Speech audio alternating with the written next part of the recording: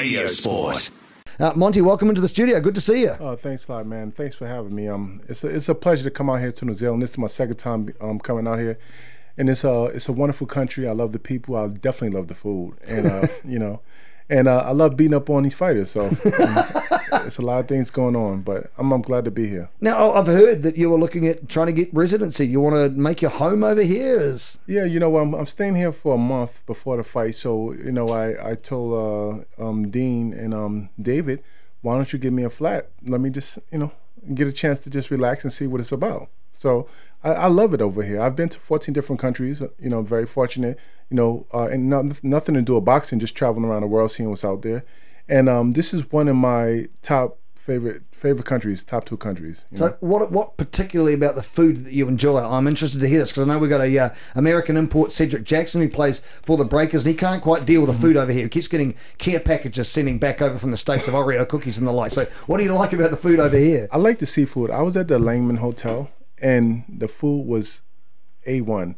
The service, the people, everything was great. And even when I flew on here in Qantas the first trip, it was a beautiful flight. The people, they were all David Tua fans, but they loved me. They showed me a lot of respect, and they showed me a lot of hospitality. And it was a beautiful flight. I got here, the food was just magnificent. You have mussels that's big, as big as my mouth, this big. I couldn't believe how big the mussels were. And when the food at the Langman was so beautiful. And then I've been going out for the past couple of nights with David and Dean, and they just been opening my eyes to what great food tastes like. It's kind of expensive out here, but it's worth every bit of it. It is. Well, plainly, first and foremost, do you like the food, you like the people, but you want to get into the ring and you want to carry on your career. At 40 years old, it's not unusual anymore for people to carry on fighting well up into that. I suppose maybe 30 years ago it might have been odd, but in this day and age, it's not unusual for fighters to keep going. What drives you, Monty? Why do you keep wanting to get into that ring? Well, you got to realize, right, for one, times are different. We have changed with technology, with information, with science, with supplements, with eating, diets, work regimens. Things are totally different. In the 70s and 60s, those guys were eating pork chops and chitlins, and they didn't have anything. All they did was box and drank and smoke and went and fought every 2 weeks. So what regulations and laws and things are different. It gives the body more time to heal, and especially a person like me who live a very serene and comfortable, quiet life. I spend a lot of time at home, and when I box, everything is all about boxing. So I apply myself to much as my favorite saying, too much is given, much is required. So for the most part, you have a longer life. All athletes nowadays, Vitaly Klitschko, what is he, 41? So a lot of guys have a longer life as far as a career. So that's what I would say. It's just the information and supplements that give us the drive to move forward. And personally, I have a drive. I love to compete. I'm a sore loser. I hate losing at anything that I do, and I love the hurt business. When I was younger, I used to get in trouble for fighting. Now I get to do it for free and get paid doing it. So it's right up my alley. So you've got this fight coming up against Shane Cameron. What do you know of the Mountain Warrior? Do you know much about his career, much about his style, what he does, what he brings? I just know he's a built white guy with a big jawline and big target. He's gonna be a big target on July 5th. But besides that, he seemed like a game fighter. He comes right to you, and I believe in second chances. I believe in giving people do-overs, and I believe in redemption. And David Tua gave me a chance. I'm gonna give him a chance to redeem himself. I try to help the young lad and tell him, listen, you got knocked out in the second round. Angelo Dundee, the great Angelo Dundee, said, if you get knocked out within 2 rounds, it doesn't count. Just chalk it up and come back and do your thing. Unfortunately, I got knocked out in 2 rounds by Cliff Calza, but I came and knocked him right back out in 2 rounds in the next fight. It was a fluke. But when he got knocked out by David Tua in 2 rounds, it wasn't a fluke because he couldn't come back from it. So I'm the savior. I'm going to give him a chance to redeem himself. Do you think he can? Hell no. But it's one thing about boxing. It's about preparation. It's about timing. It's not like football, basketball, or baseball. It's no playoffs. It's no finals. It's no do-over. It's you got one day, one night to get it right. So I believe I'm taking my training to a whole nother level. When I was fighting the Burger King man David Tua, what I did was I trained with gas masks, weight vests. I did all types of things, and that I couldn't, that I thought I could never do. But it helped me to prevail to victory and take things to another level. So this fight, I'm doing even more difficult things in my life that I like challenging myself. So, you know, I don't have everything about against Cameron. He just seemed very angry. He got more gray hairs than me, and I'm 40. I think he's 34, so I think he might be wearing the wrong pants. Too tight. Yeah. Too wedgy. He seemed very tight today. Very tight. He's very angry. He's an angry man. I told him, I'm saying, lad, I'm trying to help you out. I'm trying to save you. What are you talking about? Well, you got stopped by Cliff Calzer. I said, okay, but I came back and I stopped him the next round. What did you do? You got knocked out by Friday Akanan or whatever the hell his name is, and you know he hasn't fought anybody. A lot of trash talking happens in boxing. It appears that you've toned it back a wee bit. You don't seem that aggressive with your talk. You seem a bit level-headed. Is this a new wave, a new age of fighter?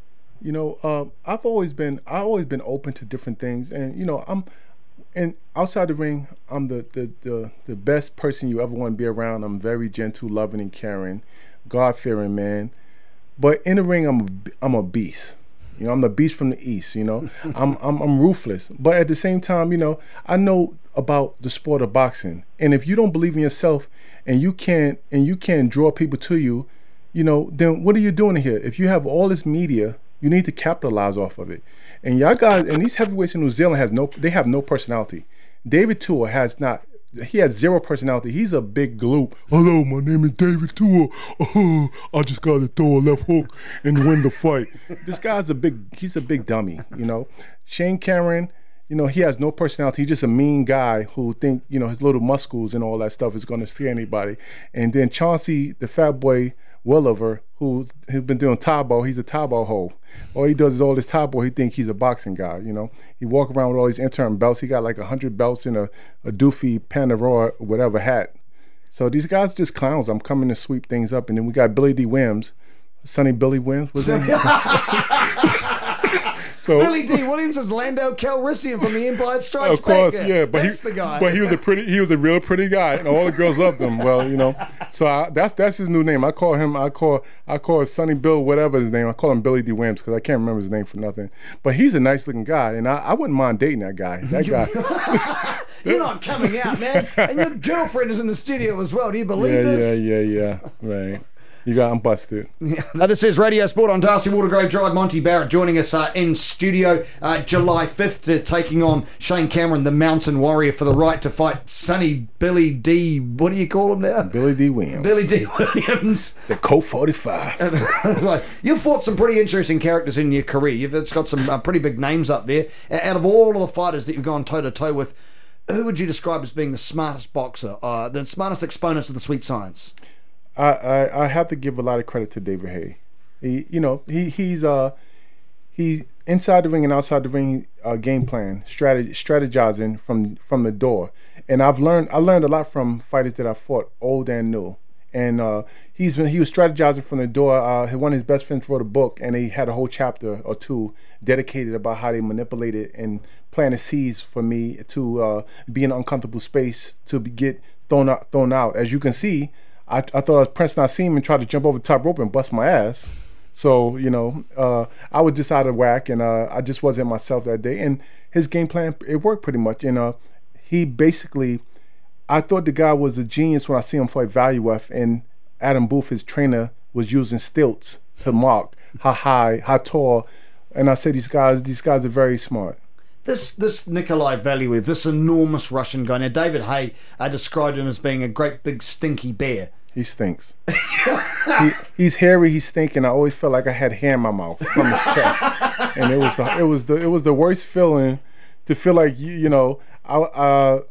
Don King, who was one of the greatest promoters. He's one of the greatest crooks in the world too, by the way. But you know he's the promoter and the king of manipulation, and he manipulated the ring to be 14 3/4. So basically, when Valuev stepped over the ring and took another step, he's in my corner. So I had nowhere to go. The game plan was thrown out the window, and I had to fight him toe to toe for 11 rounds until my corner stopped it. I had a concussion, had to stay overnight. I felt like Brett Favre that night. But it took me around 6 months to get back to myself, and it was a great experience. But I feel like if the ring was a little bigger, I definitely would have pulled it out because I had a great camp. This is Radio Sport. Monte Barrett in studio taking calls. We're running out of time because I'm basically dominating, but it's my show. I'll do what I want. G'day, Danny. How are you? Yeah, g'day, D'Arcy. Welcome back, Monty. Thank you, Just brother. 3 quick questions, mate. What state are you from? How old were you when you had your first fight? And did you fight in the Golden Gloves? There you go. Yeah, Thanks, Danny. What state am I from, Danny? I'm from New York City, New York State, of course, New York City. I was born in Greenville, North Carolina. And I was since 1 years old. I've been in Queens, New York, South Jamaica, Queens, from 50 Cent, Onyx, the Nicki Minaj. We all from the same neighborhood. And the other question you asked was, what age did I start boxing? I started boxing at the age of 21 as an amateur. So basically, I got a late start. I was beating guys up for free for all my life. So when somebody discovered me, I already had my own business and I was doing my own thing. So boxing, fighting, it fit like a hand in glove with me. So old, and then Golden Gloves. You were fighting Golden Gloves at all? Won that. Mm-hmm. So yeah. you say 21 years old. That's awfully late to get into a sport. Why so late? When did you discover it? What was the process there? When I was I had a business, a construction business, and dealing in New York, you run against some knuckleheads, and you just want to just kind of like two-piece them, boop, boop, knock them out, so you don't got to hear no more from them. So, I was just taking boxing lessons from an old man named Pops, and I was saying, he said, why you want to box? I said, because I want to know how to knock people out fast in the street so I can go out about my business. And then next thing you know, he said he thought he stumbled on something with me, and he pursued it, and he met Jimmy Glenn, Eddie Mafus, and Al Braverman, and they introduced me to Don King, and then they brought me to Star City. I met Jimmy O, and what happened was it opened up a door for me. I entered every tournament from the Nationals to dual meets to the Golden Gloves to the Metros to the Empire State Games. I won everything that I entered, and you know what? Because boxing, fighting, it was second nature for me. Second nature. It was second nature. It was like you've gone through your career. I mean, you've had wins, you've had losses, you've not gone to the very top. You're satisfied with what you've achieved in the last 20 years? Well, listen, I know. The Cameron was talking about some type of legacy he's trying to set fighting me. I don't know what the hell he's talking about, but I just know that I am where I need to be, not where I want to be, but where I need to be. So I'm fulfilled. If I was to die today or tomorrow, I would feel like I feel some type of prophecies. Do I feel contempt? No. Do I want more? Of course I do. I'm getting better with time, as you can see. Not just my experience, but I don't look like I'm 40. I don't act like I'm 40. I got a young girlfriend. I got some kids that keep me young, and the whole thing about life is just that, believe in yourself. And if you don't believe in yourself, nobody else will believe in you. So what are you going to achieve before you hang up your gloves? Are you still heading for the top? Is that still what you want to get? Ultimately, that's what everybody wants. We all want the American dream. We want to be heavyweight champion of the world. But, I'm saying I have 2 more fights to accomplish that. I'm in the midst of opening up my own gym. I'm in talks with Golden Boy, doing some work with them. I have so many things that my hand is. I'm in got my hand in everything in boxing. I love boxing. Boxing has been so good to me.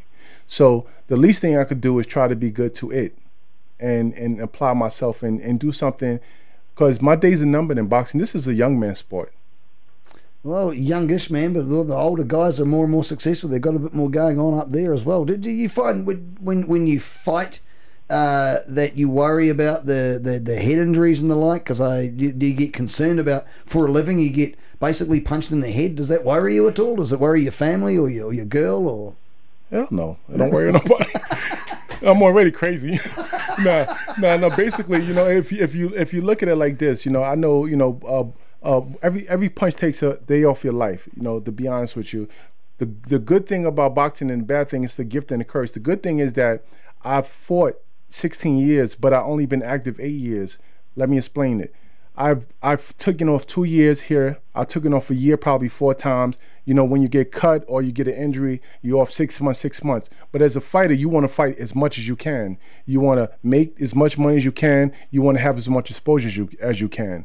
But in the reality of, in the scheme of things, you know, I've been boxing for 16 years and I've only been active for 8 years. So, you know, boxers need to be active to be at the best, Do you have any fighters that you used to look up to when you were growing up? Any guys that you still got maybe pictures on the wall and stuff? Do you idolize any of those old guys? Or of course. I mean, I used to watch you know, ABC Sports. I never was a big boxing fan. You know, I used to look like Muhammad Ali, but you know, everybody told me that they thought I was his illegitimate child since he had so many. Yeah.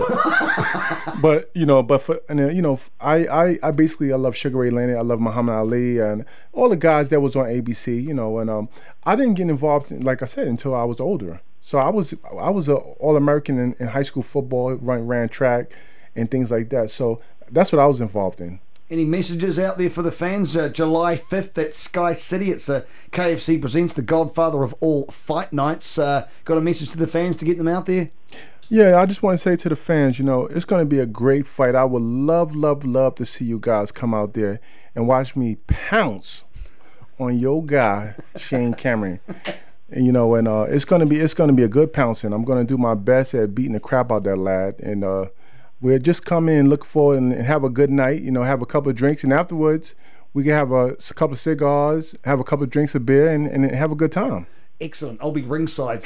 Holla. And one last thing I keep meaning to ask you, where does Two Guns come from? Two Guns come from my trainer Pops, Al Davis. One day I beat the crap out of this guy. He says, as you can see, I got this knuckle right here. I call it the dope fiend. That knuckle's as big as my head. I call it dope fiend. It put people to sleep.